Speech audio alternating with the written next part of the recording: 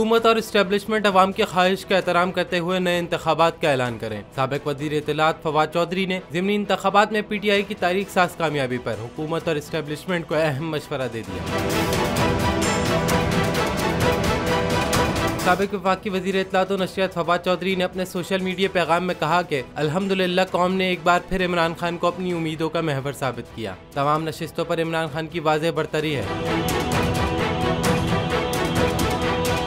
फवाद चौधरी ने लिखा कि हुकूमत और इस्टेब्लिशमेंट से कहता हूँ, अवाम की ख्वाहिश का एहतराम करें, फौरी तौर पर मुल्क में नए इंतखाबात का ऐलान करें। हुकूमत से इलेक्शन के फ्रेमवर्क पर गुफ्तगू के लिए तैयार है। इमरान खान हूं, आप बोल्ड न्यूज देख रहे हैं। सबसे बड़ा चैनल बोल, सबसे बड़े एंकर इमरान रियाज खान के प्रोग्राम इमरान खान बोल के साथ ने रेटिंग के तमाम रिकॉर्ड तोड़ दिए। 56% नाज़रीन ने बोल न्यूज को देखा। सोशल मीडिया पर भी सबने ज्यादा देखा। सबसे ज्यादा व्यूज, सबसे ज्यादा रील्स और सबसे ज्यादा रेटिंग के साथ बोल अब भी नंबर 1 पोजीशन पर बरकरार। सब्सक्राइब करें और बेल दबाएं ताकि कोई खबर रह न जाए।